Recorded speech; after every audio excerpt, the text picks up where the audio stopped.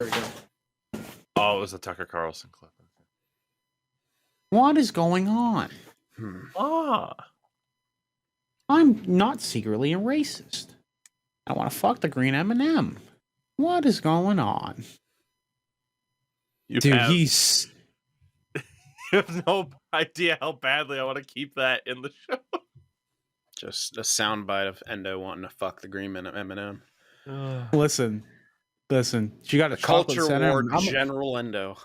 She's got a chocolate center, and I want to get to that chocolate. Okay, leave me alone. Welcome everybody to another edition of the Tougies Take podcast. We are back. It's us, the guys, the fellas, as another week of your favorite hockey broadcast kicks off here. I am alongside Mr. Endo Mills, who, I'm not going to question what you want to do in your personal life. You know, it's perfectly fine. You do you. Or the green M&M if you get the opportunity. I want to get to that chocolate center. Okay. Look at the way she's looking at me. The Republicans have canceled the green M&M. We can't use any of this. Yes, we can. And we will. Using all of it. Yeah. And returning after, due to no fault of his own, from missing last Friday's show, Mr. Sin for the win, who, again, it was me. I had to deal with weather. It's snowing again, by the way. Yeah. Another 5 to 8 inches, I think it was. Hey. God, I hate it. That's the magic zone. It is. It's an average amount of snow. Let's be honest. You guys are terrible. I thought I was bad. Fuck me, man. This might be one of our better openings to a podcast. It absolutely is. Let's fucking go. We're on fire. Yeah, today we get to talk about the Vancouver tire fire one more time, although I got a feeling it's going to keep going. We get to talk about injuries in hockey because, holy hell, there have been a lot of them, and we'll talk more about future San Jose Shark, Connor Bedard. But before we get to that, as always, we want to mention that this podcast is brought to you by our lovely friends at Manscaped.com. And, of course, the launch last week of their brand new Beard Hedger Pro Kit, which my lovely co-hosts have with them. Mine's delayed due to said weather that I mentioned.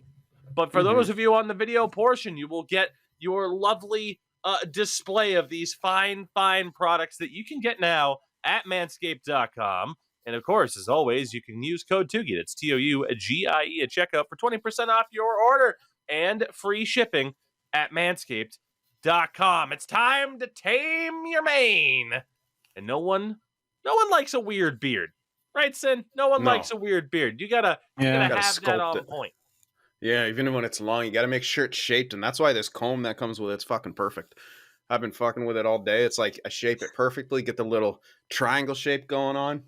It's a good form, good shape. You're going for the no sleeves, like gnome sleeves beard kind of pointy thing you got there. I've been calling him gnome sleeves for the past year, and he hasn't even noticed.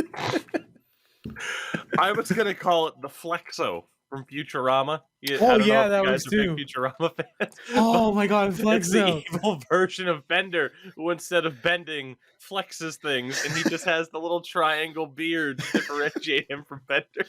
So I'm evil, is what you're saying. All right, I'll take it. Oh God, keep God out of California. I heard that about 23 years ago on MTV. What the hell? It was an old Jackass sketch. Oh. God, it was Pontius as the devil, just walking around in a Speedo. Keep God out of California. I remember that. That was great. Oh, man. Oh, God. So, again, Manscaped's brand new Beard Hedger Pro Kit. It has that lovely comb, as Sid mentioned. Also comes with a phenomenal brush there. New beard shampoo and conditioner, their new beard oil, their beard balm. Pair of scissors as well. Literally everything you need to get that scissors. finely crafted beard, led by their beard hedger, of course, which includes a rotary wheel adjuster to get 20 different hair cutting lengths. No more guards, no more swapping out the add-ons. It's one tool for the job, the best tool for the job from our friends at Manscaped. Yeah, it's absolutely excellent. It's freaking This is awesome. Yeah. Of course, only one person on this podcast can properly grow a half-decent beard, but at the very least, he approves. Oh, it's sick, man. Like, this is incredible. Oh, yeah, I can't wait to use this brush on my bare skin. Oh, fuck yeah. You said a brush like this for my hair. It was awesome. Well, now you can use that on your hair. Yeah. Beardless fucking cuck. Bro, why you gotta... Come on, man. I'm already down bad for the... Just look. Like, this is high-quality ass shaver thing, man. Like, it's you can... sleek. It's waterproof, Mr. Sim for the win. It's waterproof. Up. Oh, yeah. Mine still has the condom on it. Sweet. You can adjust the length. I probably won't be ever cutting mine that short, maybe on the edges, but this is good for people who grow, like, very... more modern beards, like they got the full thing all over, but you keep it well groomed and it looks kick ass. There you go. So again, if you want to join the manscaping revolution, you can do so. Again, manscaped.com. Use code Tougie, Tougie at checkout for 20% off your order and free shipping. Oh, it's already fully charged when you get it too. Sweet. Yeah, there you go. And does mine is blown. Yeah. I'm never gonna use this, unfortunately, because I can't grow fucking facial hair. But it actually goes pretty short there. It goes to 0.5. Maybe I could do that. Beautiful. Don't do it. No, I'm not gonna do it on stream. It's okay. There you go. Manscaped.com, code Tougie. We thank them, and we thank, of course, all of you for listening and supporting the show. And again, that brings us to your questions. We love to kick off the show with your questions, and it's a good amount of hockey-related questions today, which I'm happy with. There were some other ones that were good questions, but I think too loaded of questions to properly answer, unlike these ones. And we'll start off with Broken Wheelchair, and this is one for Mr. Sin for the win. Mm-hmm. What would you want back, particularly from Boston and Toronto, for Erik Karlsson? And I put out a tweet last night because the Bruins played the Sharks in Boston, and Boston won that game 4-0. And I said, just leave Timo Meier and Erik Karlsson in Boston and save us all time. Honestly, Timo would be a tremendous fit in Boston, and I would be an instant fan. I already have a soft spot for them because of Tougie, but I would literally they would be my second favorite team, 100%, if they got Timo. He would fit in so stupidly well. Yeah, it's like you already have Pasternak, the sleep goal scorer. You're going to get Timo Meier, just the fucking bull, who's going to score goals too. Their lines at full health would be Marchand, Bergeron, DeBrusk, Meier, Krejci, Pasternak, Hall, Coyle, Zacha on the third line. That'd be absolutely disgusting. Like, absolutely disgusting. The thing is, it's like, what do you have next year in the way of, like, extension room? I like how we've completely gone to talking about Meier instead of just Karlsson, but this is a good discussion. Like, what do you have next year in the way of extension room? Because Meier's probably costing 8 to 9. That is the issue, is I believe Timo Meier would be a complete rental. Yeah. He's making $6 million this year. The only benefit is that he is an RFA, so they wouldn't totally lose him for nothing. They could flip, yeah. Exactly, but yeah. If you wanted Meier, though, like, that's going to cost you... That's the thing about Boston. They don't have a lot of prospects, and this will get into the Karlsson that's a misconception. Discussion. Well, not a lot of high-quality ones, like A grade. Like, if you wanted Meier, like, that's at least costing Lysell and a first. I would do it. Especially with the RFA stuff. I know, like, that's a pretty good deal for you guys. That's going to be a late first, maybe even the 33, or 32. Sorry, yeah, 32. Yeah. I'm Too many I'm doing franchises in hockey, sir. I am. I'm doing a draft to glory right now. But yeah, like that's like for me that would be the start for them, and we'd have to peruse over your other prospects and whatnot. But yeah, especially with his RFA rights, like it would cost at least a first in Fabian Lysell, and then maybe even Yeah, so cap-wise, I mean, again, I mentioned it, I think, on the last show. It might have been the show before that, like, Nick Foligno and Craig Smith, $6.9 million, very nice, coming off the books. Immediately going to David Pastrnak, though. Let's be honest. Like, Pasta's making 6.7, and then you can have that extra 6.9 go directly to him, and bam, there's this new contract, pretty much. And of course, if Bergeron or Krejci comes back, it'll be dirt cheap. Those two are making a combined $3.5 million against the cap for this season, by the way. Crazy. And Jeremy Swayman's deal is up at the end of the year, but he is an RFA. So they don't have a ton to worry about in terms of high-value cap hits. The Bruins have all 3 of their next first-round picks, which is shocking given where they are. And yeah, you mentioned it. I would agree. You know, they don't have that truly A-grade prospect, but they do have guys like John Beecher, who was a former first-rounder, Fabian LaSalle, Brent Harrison, Lauko is still out there at 22 years old. Defensively, yeah, they got nothing. I was editing the Providence Bruins off stream. I almost cried for how badly it was, at least for what's under contract. They do have someone like Mason Lohrei in the AHL. So despite contrary to popular belief, the Bruins do have assets to get a deal done. It's just a matter of how all in they go. I'm all aboard. Like, this is the year.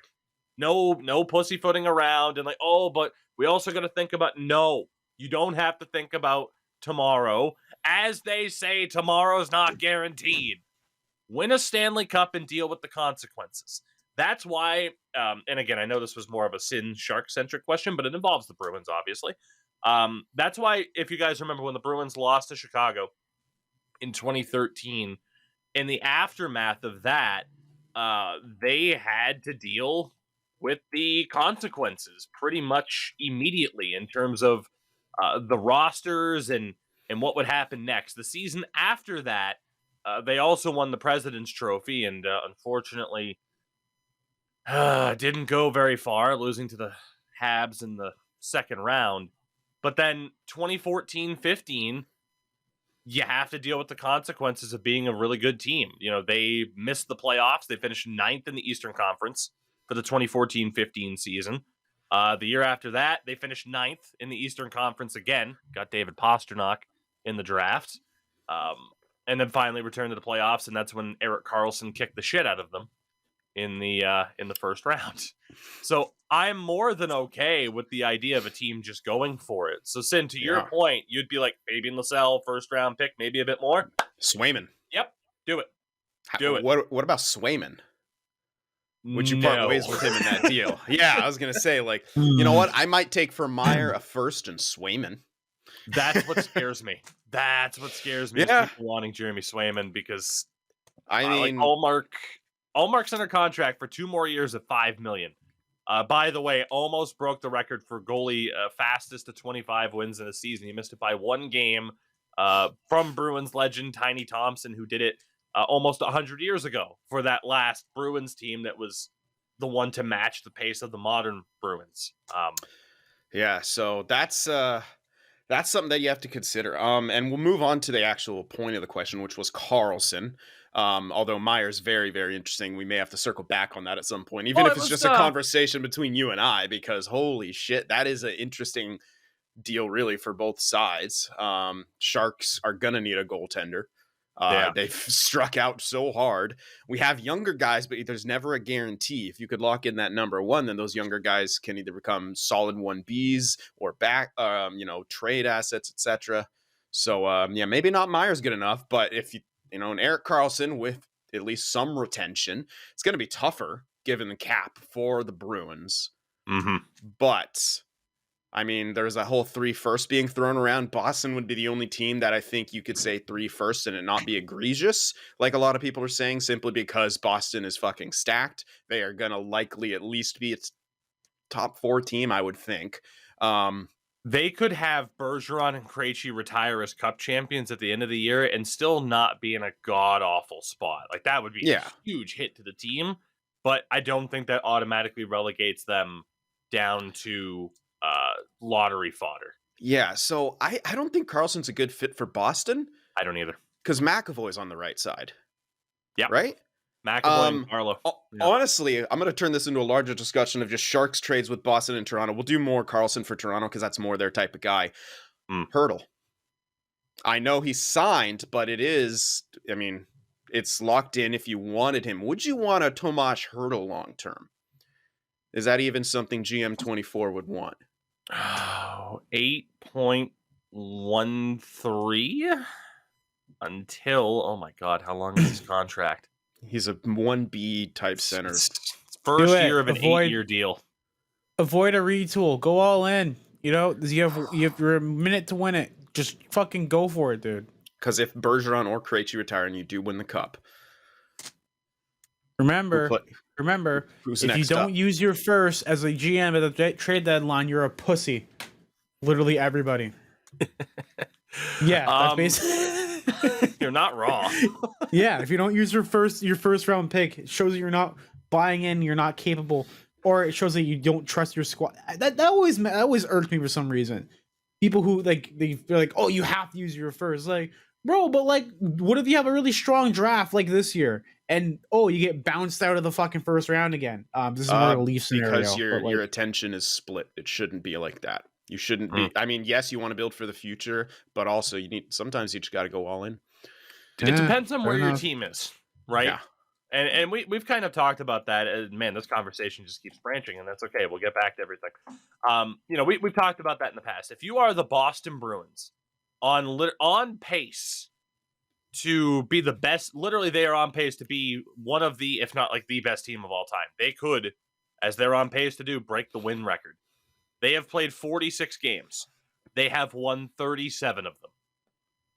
It's absolutely absurd.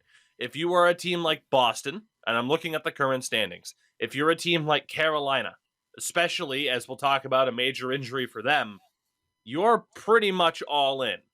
If you're New Jersey, currently sitting in third place, I would understand not going all in.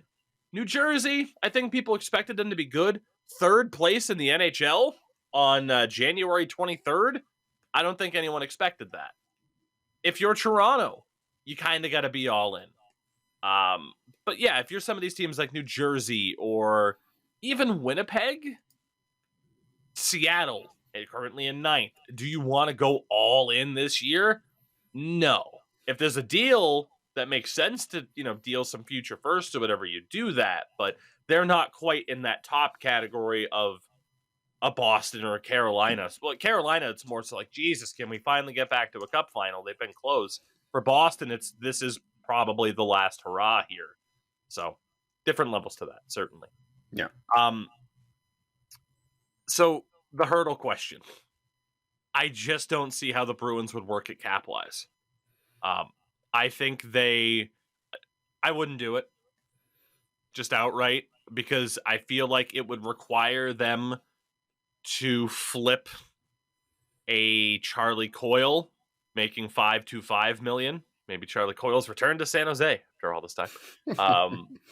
It would require them to flip someone like Charlie Coyle, and I just don't think you want to subtract to this locker room, even if it is for the betterment of this team in the future.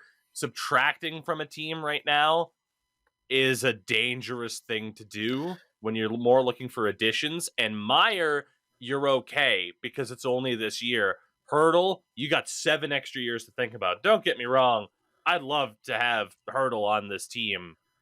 But yeah, that to me, let's say it's you win the cup or anything happens, Bergeron and or Krejci bite the dust. It's the off season.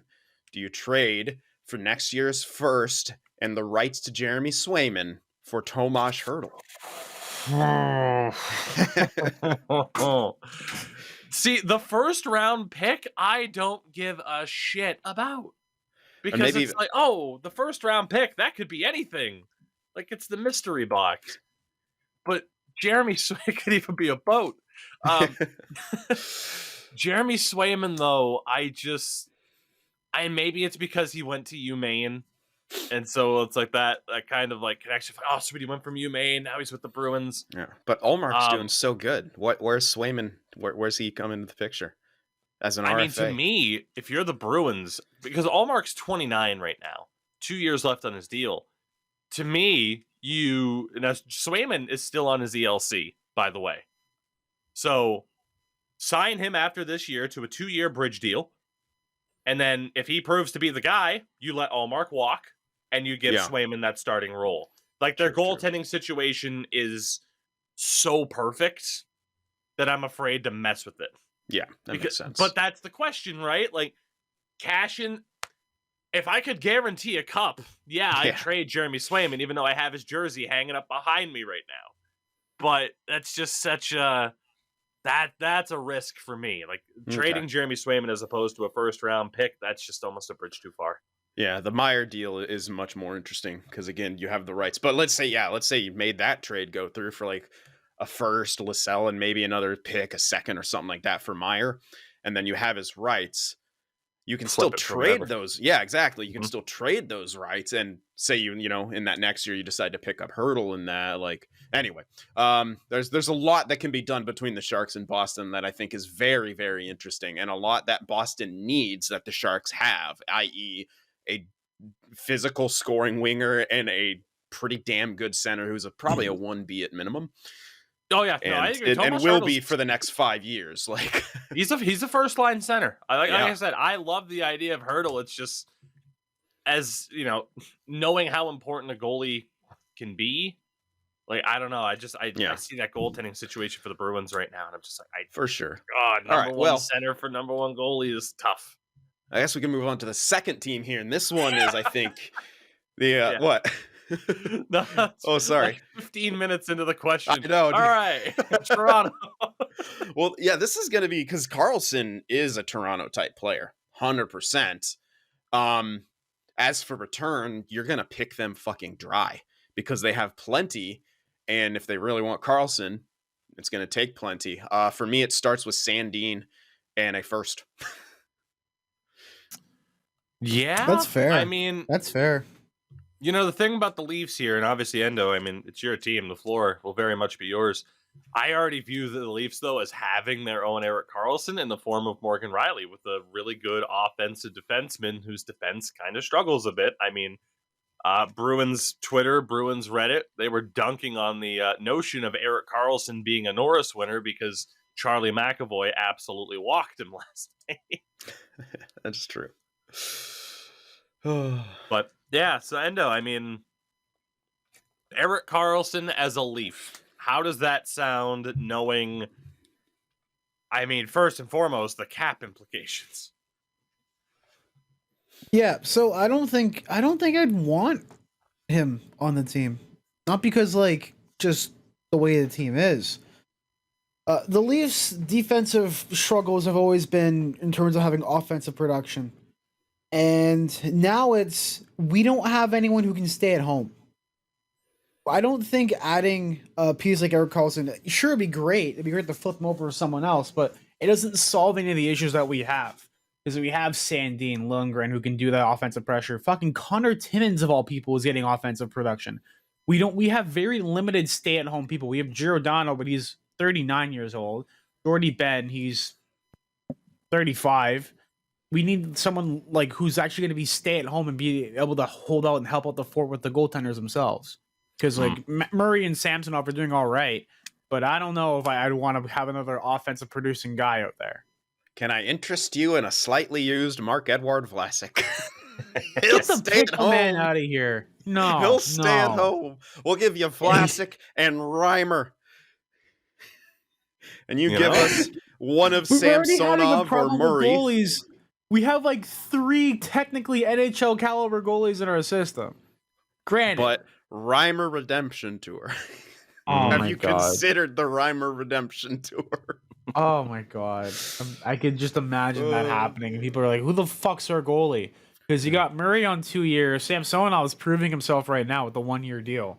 He's up for RFA next season. He's up for RFA at the end of the year. He's playing relatively well. I'm pretty sure the Leafs would want to keep him and give him maybe like 2-3 mil as a backup and have Murray as the starter. Just like, I'm not sure what they want to do. And then they have Chalgrid, who's sitting in the minors, who's probably not going to get a deal with Toronto again. It's going to go to Petrozelli and Wall, because Wall has, like, 12 wins in a row since coming back from injury. He hasn't lost a game and has, like, 2 shutouts. It's insane how, like, what his production has been like. Yeah. So I'll keep going. Sorry. no, I was going to say, like, I don't really think that them doing anything is actually going to, them making a move right now is actually going to do anything whatsoever. It won't be any benefit to them. I think they need to keep the core that they have. Like, maybe they go on the deadline and grab another forward, but who do they grab at the, like, do we grab Hurdle? That just puts so much of a, that just rocks the boat a little bit too much in my favor. I don't know if you need a forward, man. Yeah, you don't. I don't know like, if they can afford a forward. Yeah, they yeah, can't. that too. Sorry, So it's fair. like, We'll give you a Vlasic, and we'll take Wall off your hands. no, fuck you. Take fucking Chalgrid. He's dying for playing We'll take time. He's getting Chalgren and Timmins for Vlasic. And fuck you. No, we're keeping Timmins. Timbits hockey man stays, okay? Vlasic. There are certain players that are untouchable in a Leaf roster. If you have played until or they been make a mistake in drafted Game 7. or played, drafted, or even touched anything that looks like a red and a Sioux Greyhound, you are on this team. The amount of fucking Sault Marie players and establishment and people who are on this fucking team is astounding. It is insane. I love it at the same time. All right, Beautiful. Vlasic for Wall and Hall. Oh my! Got to get the rhyme scheme going. Come on. That's good. You can take Vlasic for a Hall, and I'll give you like a second and a third conditional. Sorry, it's got to be Wall. I need Wall and Hall on the same trade. Thanks. That's the Wall, brother. All right, well, boys. we can move on. We covered that. You can wax have Aquatic the Gloves solution, all though. fucking day. Oh, we have a solution. Here we go. Mediator. I have the solution. Mediator. 3-way 24. deal. Fuck you. As much as I want to say, yeah, right. As much as I want to say, Michael Bunting just a dunk on the people who are calling him the second coming of Darcy Tucker because he chirped someone from the bench. There is one player finally going to the San Jose Sharks. John Tavares. Oh, We redeem no. His Absolutely decision not. to spurn the Sharks for more money to go to Toronto, and you send him to San Jose anyway. Send him a little ranch, Dr. Phil. I don't even want him. Man. That's the wrong direction for the Sharks at this point. And then you I mean, get he's at a point per game second-line center progress. David Kampf. If you don't get Hurdle back in the deal. Oof. Oh, man. Holy shit.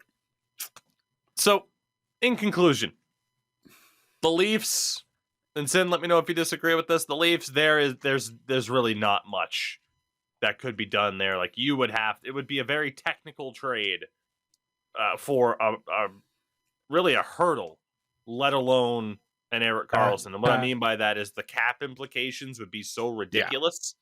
One might call it a hurdle of its own. Oh.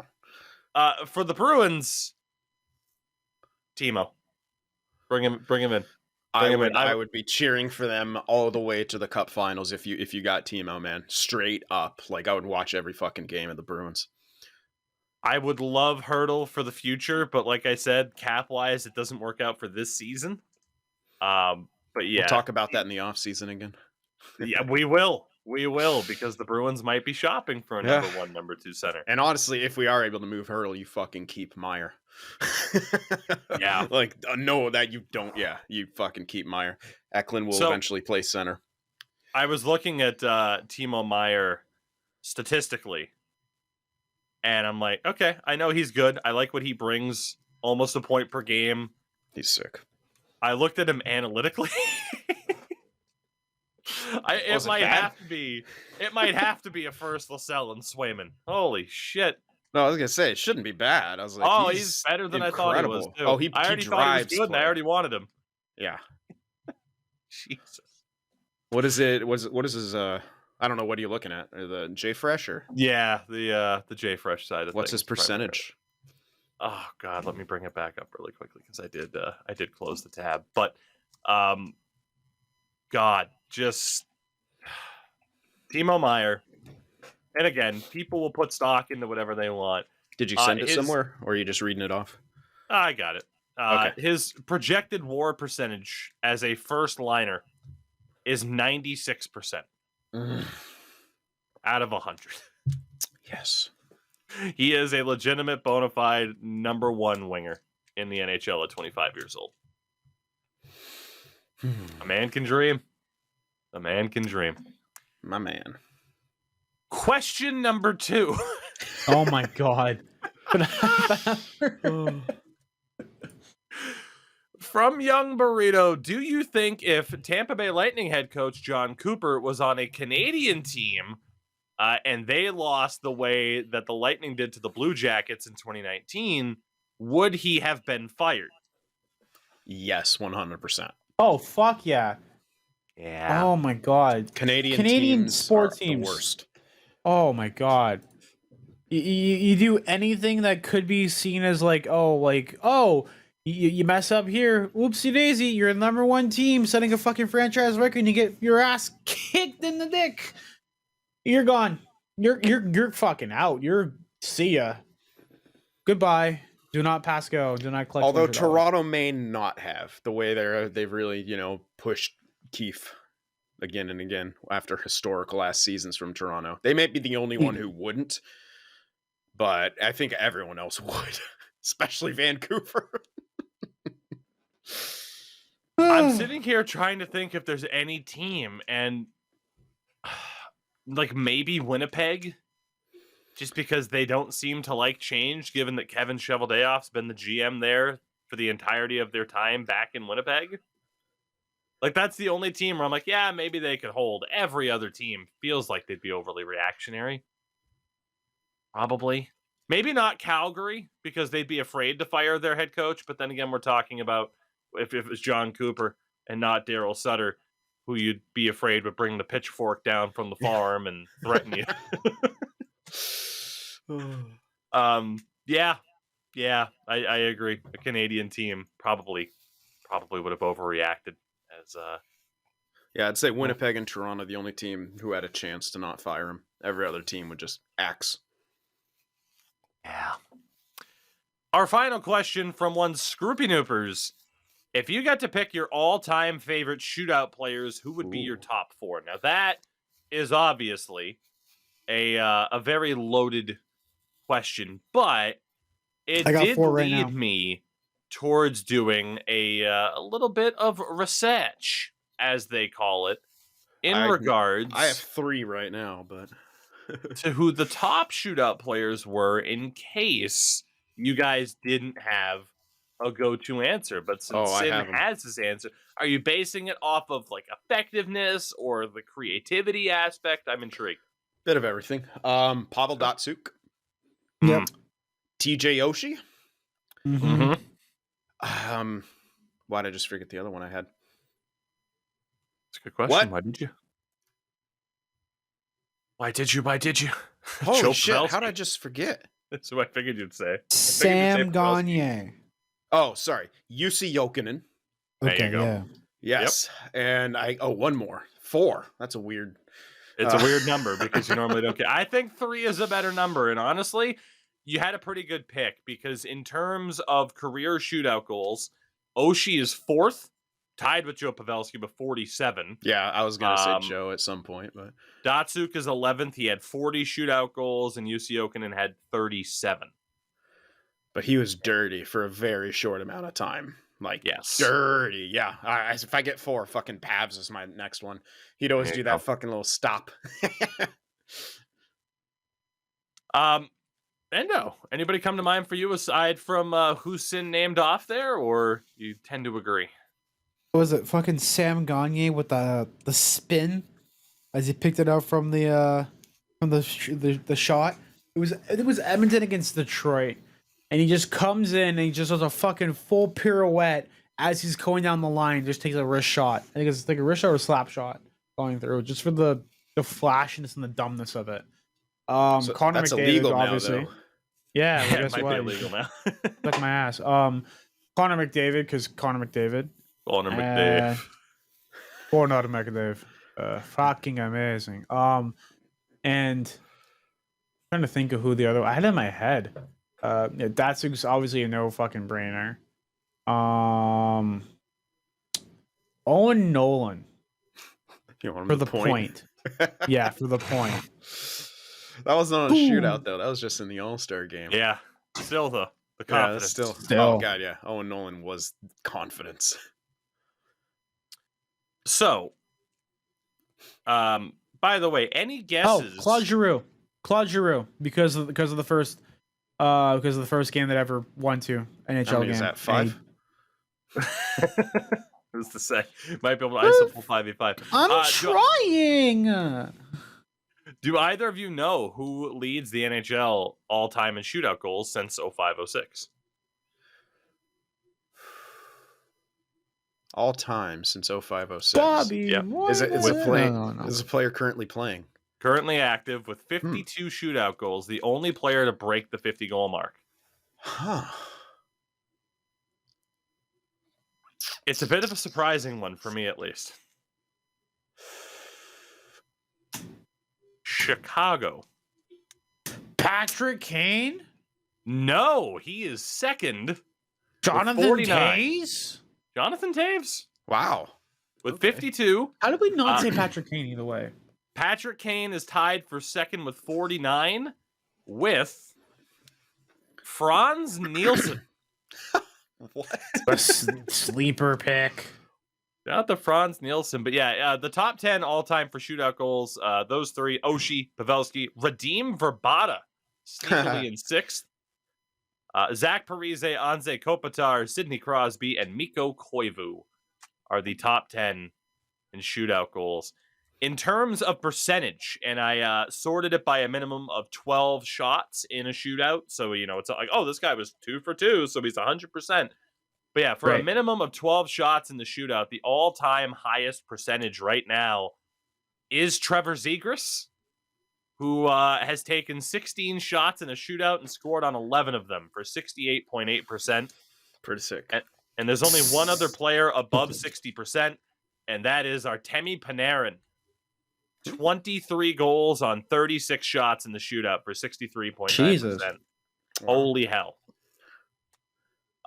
For the record, other names that are up there based off of percentage: Andrei Svechnikov, Vyacheslav Kozlov, quietly a shootout lord, Nikita Gusev, Trevor Linden, Jeff Tambellini, Wow. Jonas Donskoy. Yes, I know about Jonas because God, he was filthy. Like, yeah, the Sharks would sometimes not put him out there, and I would be so fucking shocked. Like, because I'm like, dude, he's incredible. But he only had like 3 different moves, like, but they were all good. They were all very good. In the top 10 offer percentage, rounded out by Jeff Hamilton and former Devil Jacob Josefson. Jeff Hamilton, who I didn't even know existed. Oh my God, he played for the Leafs, didn't he? He did. His final career season was as a Leaf in 08-09. He played 15 games. Yeah. Played for the Islanders, Chicago, Carolina, and Toronto, and apparently went 9 of 16 in the shootout. So not bad.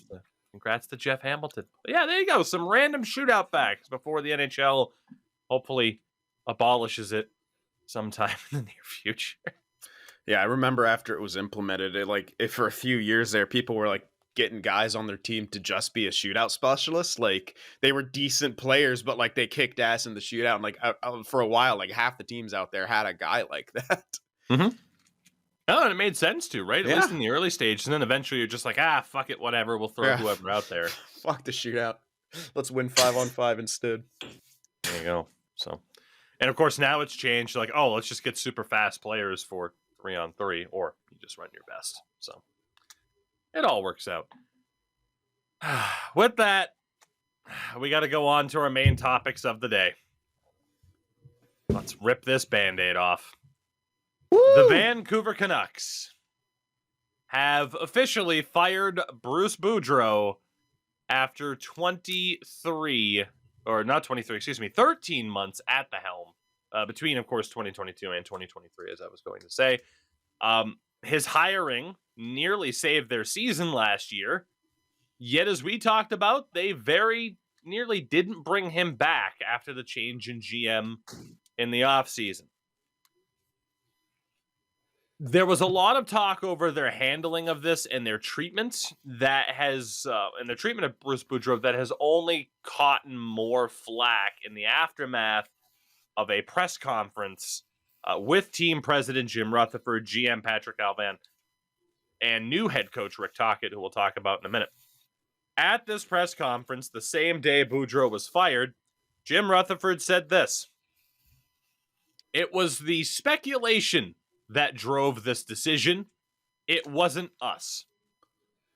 Pretty much in response to the idea that fans, media, critics in general were being unfair to Canucks ownership. Now, at a different press conference about a week before this, on January 16th, this was said, quote, "All I can say is that Bruce is our coach right now," Rutherford says. Rutherford also confirms he made calls to replacement candidates going back months. Quote, "But with that, I'm calling and talking, but don't know that we're making a change or want to make a change." Remember, 6 days later, he said, "It was the speculation that drove this decision. It wasn't us that were looking to make this decision." A week before that, he says he was actively for months talking to different candidates. So weird. Like blaming fans and media or trying to pass blame onto them. That's bizarre. Are you Literally, trying it's to get look what the fired? media Are made you us trying do. to start a riot? Like, that's basically what it is. I think the worst thing about this whole entire thing is you failed to take ownership that, hey, maybe you fucked up, and you're seeing that your investors and all that in your fucking team, even though you may be an owner, is just like are looking at this like this is a complete tire fire. People are like the word out that this team is not really organized, in the fact that they've basically not only did they announce informally that he was fired, because everyone knew he was going to basically be out the door. Even Bruce knew he was going to be out the door. Not only does that happen, but then you also have the scenario where your coach basically essentially knows that for the past few months you've been looking for someone to replace his job. Yeah. And like, wouldn't that add extra pressure on the players, knowing that something's going to happen, but you don't know when? When it's literally like a kettle just looking to boil and just pop? Like, maybe that's the reason why this team's been playing like shit.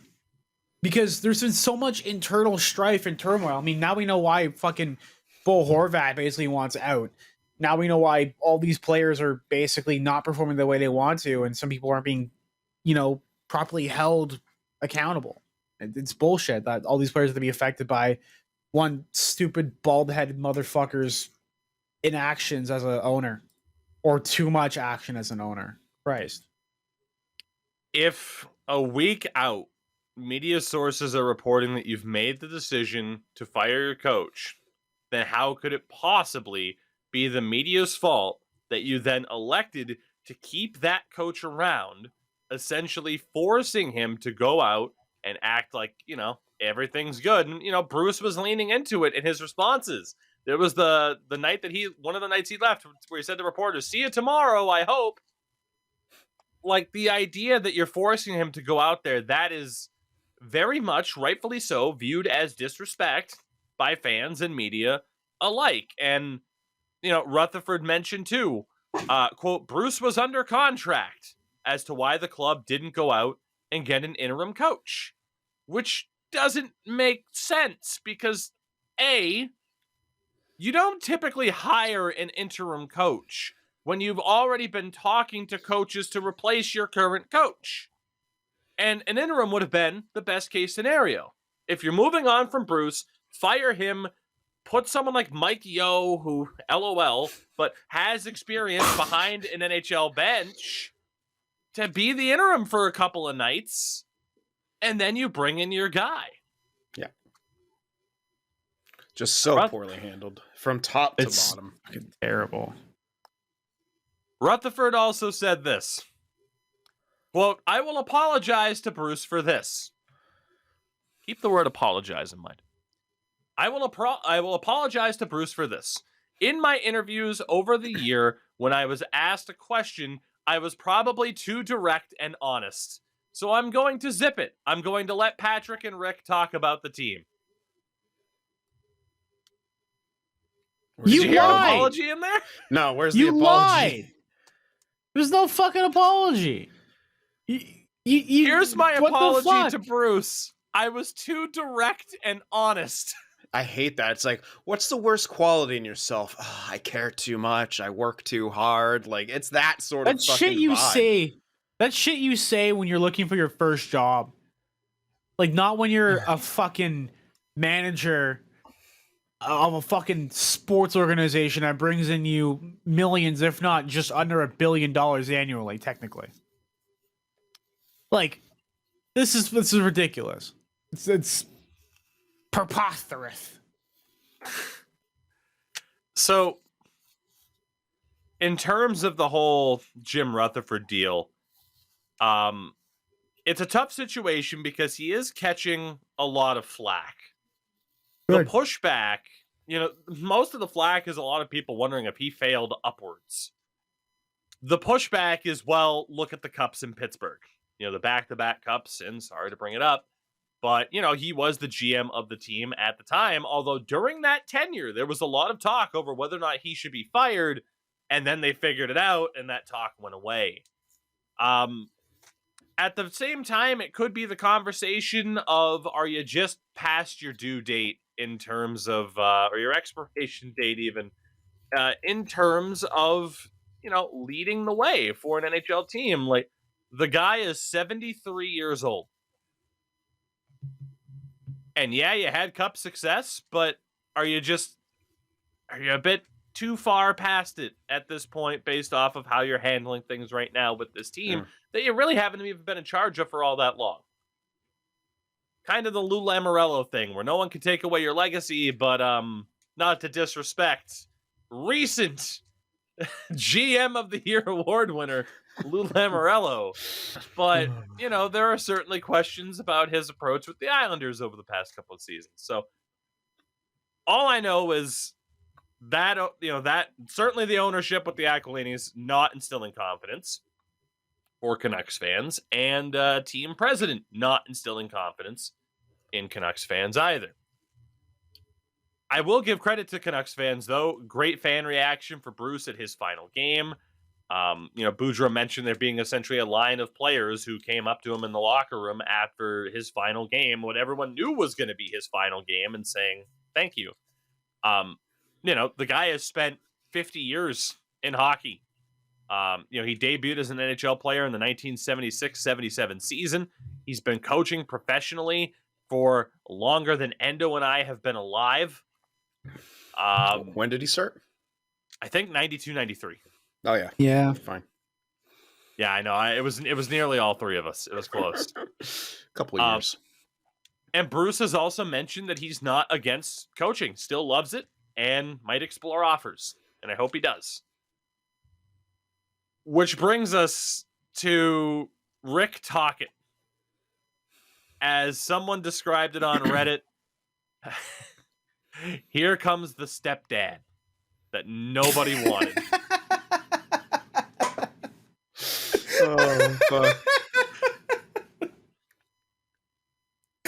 Oh, it's so accurate. Especially when you see the other side of him, of how it's been over with being with the NHL, with TNT? TNT? Not Yeah. TNT. Yeah, TNT. God, such the a NHL fucking... on TNT, the Yeah, New York TNT. Islander. You watch the Islander. Rick Tocchet. So Rick Tocchet gets a 3-year deal worth $2.75 million per. As Sin responded in a general sense on Twitter, I wish I could work for a year or two, get fired, and be set for life, I believe was your tweet earlier. Yeah. Because odds are that's what's going to happen, because they, as an organization, are still paying Bruce Boudreau $2 million. And Travis Green is also getting $2.75 million right now to not coach the team. Yep. They replaced Boudreau, who has a .627 career points percentage as a head coach, with Rick Tocchet, who has a .475. You just have to take that trade. The bottom line is, Canucks fans, welcome to the boys club. Sometimes it works. It's working right now in Boston. Sometimes you're Edmonton. This might be worse than Edmonton, as Jim Rutherford, Rick Tocchet, GM Patrick Alvan all have ties to being on the Pittsburgh Penguins. So you have transported a Penguins boys club out west of Vancouver. I don't know what else to say, really. You know, Canucks fans, we kind of talked about feeling sorry for them while this was going on. Now that it's happened, no one really envisions this getting better. Maybe it will. It could, but it's not looking good. Man, it's the fact that they're paying $7.5 million technically for a .475 points percentage. Not even win percentage. That's points percentage. Holy shit! Jeez. But he was on the Coyotes, though. Yeah, who cares? Yeah. Stop. You know, everyone likes to go and throw dirt at Arizona. They like to use them as the scapegoat. I remember when Brizgalov was on the Coyotes, Mike Smith was on the Coyotes. They had great career numbers. So it's not everything with Arizona is shit. Antti Raanta as well. Antti Raanta, yeah. One of his seasons was still my favorite thing to bring up in regards to the Carey Price is still number one goalie debate. Because people were saying but the team's bad. This was the 2017-18 season. Here it is. Where Antti Raanta in 47 games had a .930 save percentage. Yep. For the Coyotes. God, who was it? It was him and someone else on the team. It was Raanta, and who else was the goalie with him? Kemper, yeah. God. 2017-18, the Arizona Coyotes iced 6 goaltenders. Name them. I can only name Kemper and Raanta. Correct. There's 4 others. In 2016-17, shit. Yeah. Mike Smith was gone by then, right? Correct. He was gone. 2016-17. And for the record, the Coyotes finished 29th that Aiden season. Hill. The Habs finished 28th. Aiden Hill, good one. Oh, it was good job, Aiden man. Hill and Antti Raanta who led the league with save percentage from January to April, and that team was just absolutely shit everywhere else. It was insane. I can't think of any others. It was 47 games for Raanta, 10 for Kemper, 4 for Aiden Hill. I think Endo got the Aiden Hill seasons confused. That's okay. Mm-hmm. There are 3 others. And credit to anybody listening or watching this that got him. Scott Wedgwood. 20 games. 7 games of Louis Domingue. And 1 appearance for Marek Langhammer. Ugh. Yeah, I wouldn't have got that. I should have maybe known Louis Domingue because he came from there, but still, even then, that's... Those were tough ones, in fairness. Yeah. But, yeah, Canucks fans, to wrap up talks, that fan base, for the most part, is pretty pissed off. Rightfully so. I mean, this has been a disaster, but I give the fan base credit for... In a general sense, rallying around Bruce Boudreau and certainly understanding, the spot that they're in now, where they certainly have an owner that they wish wasn't the owner, and their headaches are not done or over with by any stretch of the imagination. Bo Horvat's deal is still up at the end of the year. Andrei Kuzmenko, who's been phenomenal, he'll need a new deal worth a couple million bare minimum. And then there's the new JT Miller deal that kicks in next year, starting at $8 million. And I can't confirm this, but there is a lot going around in regards to people questioning how much the Rick Tocchet signing was a way to appease JT Miller. And again, I'm not confirming that as facts, because I feel like that's probably an easy narrative to run with. It's everyone hates JT Miller right now, so they brought in a coach to appeal to JT Miller. I don't know, right? I don't know.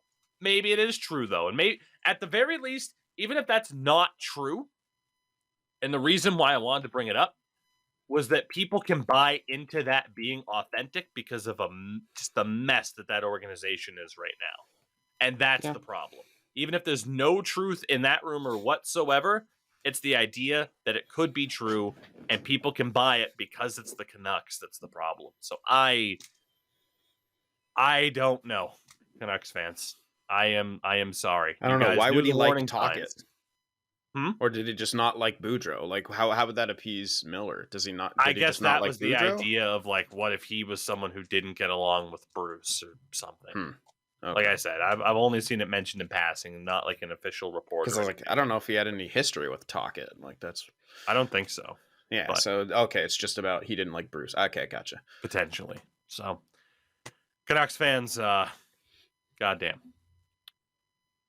Our AJ. next bigger section has to do with injuries, because holy hell, speaking of goddamn, I guess, Carolina's Max Pacioretty just tore the same Achilles tendon he had surgery on 5 months ago, just 2 weeks after returning. Obviously is confirmed out for the rest of the year, and who knows, I mean, it could potentially be longer. I don't think that's, I don't know if morbid's the right word, but I hate to speculate on the guy's career. It's just more so right now the empathy towards him of here's a phenomenal goddamn player when he is healthy, suffering 2 devastating injuries, the same devastating injury back to back. Yeah. Like, yes, it is inherently going to be difficult for him to return from that.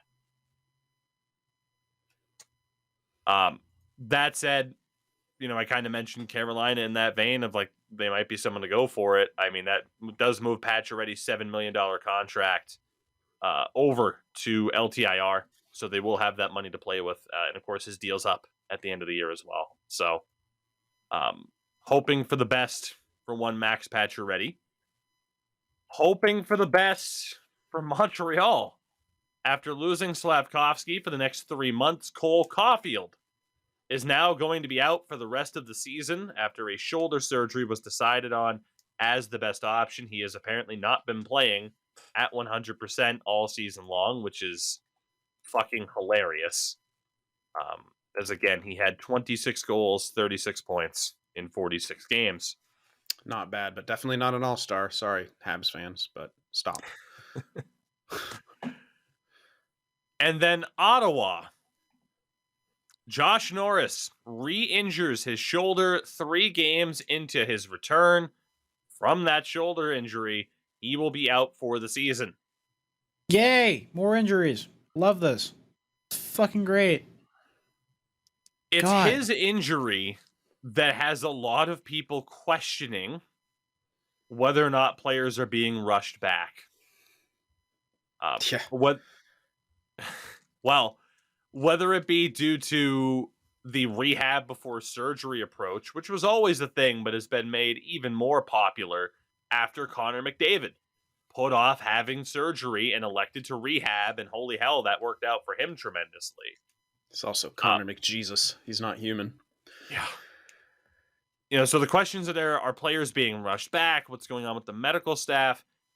And then, I mean, there's the fact that we know professional sports has the culture of using painkillers. I mean, certainly that was, for those who watch the NFL playoff games this weekend, Patrick Mahomes going to the back for the Chiefs, and the commentators like, boy, we don't really know what happened with Mahomes back there. You know what the fuck happened with Mahomes back there, because we all know. And Rick Westhead put out an article today. Quote, more than 2 years after our feature, The Problem of Pain, highlighted the widespread use of Toradol and painkillers in the NHL. You might remember watching that. Ryan Kessler was in that. Oh my god! Kanopka. I have a funny story about that. Can I just talk about this real quick? That's pretty serious stuff. No. It's funny. It's funny in the retrospect. That happened when I was working with someone that put this out. They announced that in the morning and they put it out and they advertised it, and then the NHL put out a thing about like heavy hits and fights that same day, and it was like read the room. It was crazy. Okay, carry on. It's a very NHL thing to do, in fairness. Yeah. Yes. So 2 years after they ran that feature, a source tells Rick Westhead of 6 players on one team this season who have been receiving multiple Toradol injections each week to be able to play. That's insane. Yeah. Whew. It's tough because you don't want to say it's the nature of pro sports because it shouldn't be, but it is the nature of pro sports. You know, it has people debating the usefulness of an increase to squad size. Load management has been a topic that's come up, particularly with the Bruins, not because Bergeron's hurt that we know of, but just because, you know, hey, what he has gone through in the past. The problem is I don't think teams would bite in terms Players of probably wouldn't either. right, in terms of increasing squad size or load management. I don't think the players would bite. There's too much parity in this league compared to the NBA where those teams get away with it. The NHL is too closely competitive for most teams to view it as worth the risk of sitting out a star player if he is technically good to go. And again, that is why people are wondering, like Josh Norris, did he get hurt? Because the Sens are like, fuck, we're not quite where we want to be. We really need you back. You're technically good enough to play. Let's go. Like, is that what happened? And again, maybe it isn't. But it's the idea that it's believable that that scenario happened that has people asking these particular questions. So, you know, like I said, parity-wise, the leagues just aren't, it's just not the same. And I tend to agree with you there, Sin. Like, I just don't think teams would go for it at all. I don't think players would go for it at all either. It's not the quote-unquote culture of the league. Yeah. Kind of going back to just how widespread it is in all sports, but you mentioned the Mahomes thing, and like, oh, I wonder what he's doing back there. Like, the most clear it's ever been is there's a Green Bay game. I forget who it was against, and it was at least 3, maybe 4 seasons ago. Rodgers like injured his knee in the game, came back and led the team to a win, and during the post-game interview was fucking high as a kite on painkillers, very clearly high as a kite. And you could tell he's like trying to hold it together. He's like got smiling, like his eyes are glossy, pupils dilated, and it's a funny interview, but at the same time, it's like, holy shit. Like, yeah, that is the culture of sports. Like, yeah, and painkillers are unfortunately a large part of that culture. You know, It's I had to dangerous. look at the NBA and the NHL standings. The NHL currently has 9 teams out of 32 under 500 on the season. And I'm counting the NBA side of things. I believe it's 14 of 30. It's a pretty large number. Currently under 500. That's half of the fucking league. That's half of the league. Just about. Under 500. So no shit. You know, some of these teams, especially towards the latter half of the season, are able to say, take the night off. That way you don't need to get this fucking injection next week. I'm sure it still happens in the NBA too. But yeah, I don't know. I don't know, right? Obviously, it's a very layered conversation to have, but it is a shame that, you know, there have been some major injuries as of late in the NHL. Last thing to talk about, though, as mentioned, Connor Bedard watch. Bob McKenzie released his mid-season prospect rankings, and unsurprisingly, Connor Bedard continues to be the unanimous number 1. And thankfully, this year, too, boys, we are avoiding the Taylor versus Tyler. Is it Nolan Patrick? Oh, wait, no. Here comes Nico Hischier, which turned out to be right. We are avoiding Lafreniere or Capo Caco. Or not, it wasn't, granted, they weren't in the same draft, but you get what I mean. He was a Capo Caco. We're avoiding that entire conversation about a player somehow entering the conversation to maybe take the number 1 spot away from Connor Bedard, which I got to be honest is very nice. I'm kind of tired of that. You know, you have your unanimous number 1 until the very end, which, I mean, shit, it happened this year too, with Slavkovsky going number 1 instead of Shane Wright. So it's nice to avoid it and have a change of pace. And for honestly, once. Shane Wright's looking way better. Yeah, he's had a better time as of late, hasn't he? And that goes back into that whole conversation about rushing these number one guys because of the expectation. Yep. I just mentioned points percentage, though, and those 9 teams that are under 500. As of today, again, January 23rd, Columbus right now is the worst team in the NHL. Should note, by the way, though, they are still selling out games. So credit to that really hardcore fan base because this has been, again, just a brutal season for them. Again, you get Boudreau and everything should be looking up and injuries. And it's been a nightmare for them. Yeah. What the fuck else is there to do in Ohio, though? Let's be real. Yeah. Dude, there was one of those comparison pictures. Like, Johnny Gaudreau has been in Columbus for 6 months. And it goes from him at the press conference of him being signed to like yesterday. Oh my God. I didn't see it. It looks like the picture. Did you ever see the picture of Obama year 1 versus year 8 of his presidency? Yeah. It's one of those. Oh man. Oh my God. God damn. Hold on. I'm trying to find the side by side here really quickly because it is a pretty absurd picture. Here we go. I'll send it in our little chat here. Now, again, likely just lighting and stuff like that, but the optics of it, because of how much people choose to dunk on Ohio, Oh my God. pretty rough.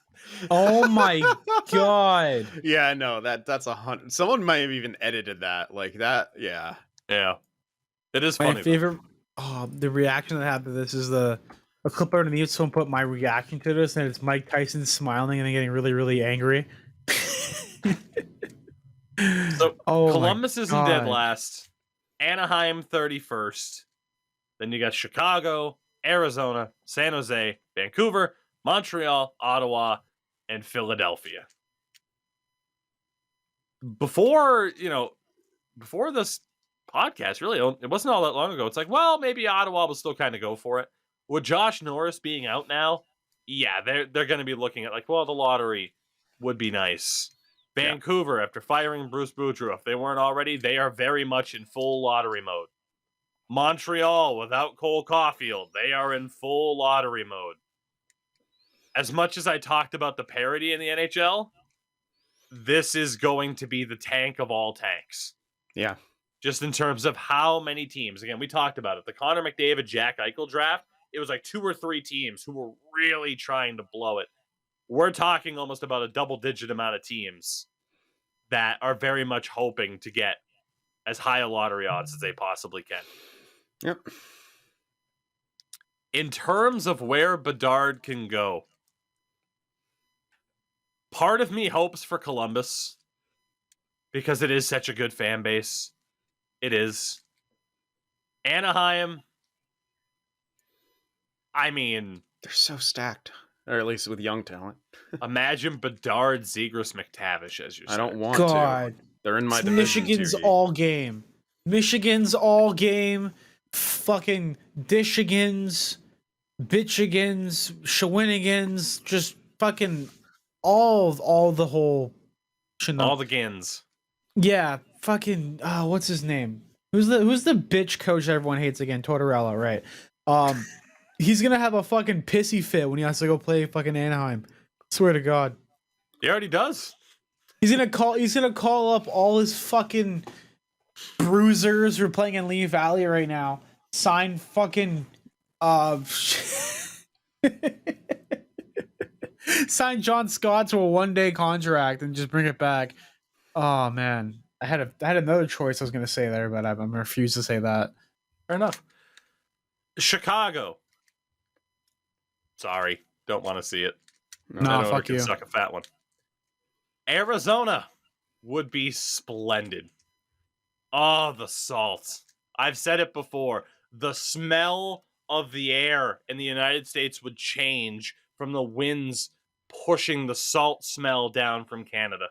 If Connor Bedard went to Arizona, you could smell it in Arizona. Be glorious.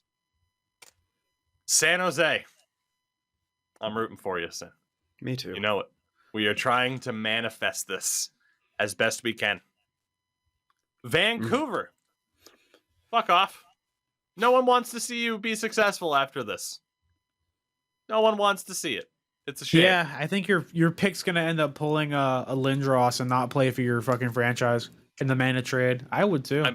I mean, people have joked about, like the idea of like have teams or has this team kind of screwed themselves in terms of like free agency and them being viewed as a destination where players want to go. Could be the case. Montreal, God, it would suck. But him next to Cole Caulfield, holy shit. They wouldn't shut up about that. They would not shut up about that entirely. Their fans would be insufferable, dude. Oh my god. Like, first they're like, oh, we got Shane Wright. We got right at the draft. Oh, who the fuck is Slavkovsky? Oh, he's better than Shane White. White played, not NHL. Sacre bleu. And yeah, and all that shit. I know our 5 Quebecois viewers are going to hate me for that and say that my accent is offensive. But get good. Ottawa, pure indifference as to whether or not he goes there. Really?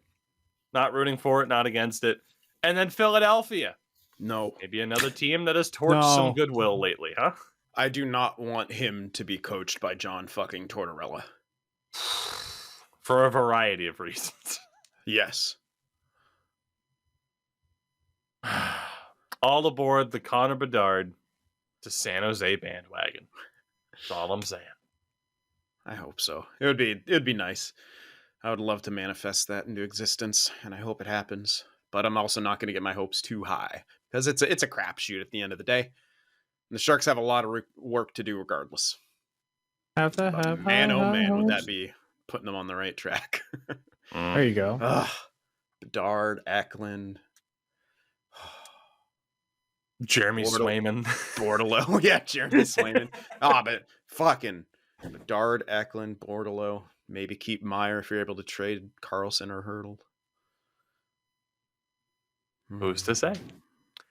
With that, everybody, we will bring this podcast to a close. We thank you very much, of course, for listening, watching, supporting the show. Again, our friends at manscaped.com, the new Beard Hedger Pro. Make sure to check that out. Code Tougie, Tougie, 20% off, free shipping. You know the deal. With that, Endo Mills, what do you got going on this week? Yeah, I have a sponsored stream coming up. I'm not sure if we're going to be doing it today after we finish recording this, or it's going to be tomorrow on Tuesday because I have to do Sports Gamer, and I think Sports Gamer on Wednesday. I think Thursday, that's the latest. That's the last day I have to actually get this going. I'm going to be having a Raid Shadow Legends sponsored stream. I've been playing some Raid on stream and having fun with that. And come by, drop the link if you have not played, or if you are looking to get into Raid, join the link, click the link, get to level 12, and it helps me out a lot. Get to level 25, and you could receive some free merch from moi, from my merch store at endomills.ca. That's right. I really want to hit that goal, because if I hit that goal, it opens up other opportunities for me. So, it also pays my bills, which is pretty sweet, not going to lie. Yeah, so that's what I got going on for the next couple days. Help the boy out, everybody. Sin, what do you got going on aside from the previously mentioned 33rd franchise mode? Oh yeah, that's my main thing I got going on, besides obviously all the sports gamer stuff. But yeah, come on over. We just we got a franchise player of our own just very recently, and his rookie season was, oh my god, filthy, on a team with like a top 6 that contained a 71 and also an 80 overall as the 2 worst players, then an entire bottom 6 of 60s. Oh, I love playing Draft to Glory. It's a ton of fun. But yeah, come check out that series because it's been great so far. And of course, I am everywhere at Tougie24, trying to keep up to date with the YouTube side while we continue roster editing on Twitch. Recently continued on through the NHL, and it's interesting. I'm actually really happy with how the rosters are going to turn out this year. There is going to be that continued kind of separation between average NHLer and a superstar caliber talent. Imagine that. Not having random 72 overall AHLers having the same shot power as Joe Pavelski.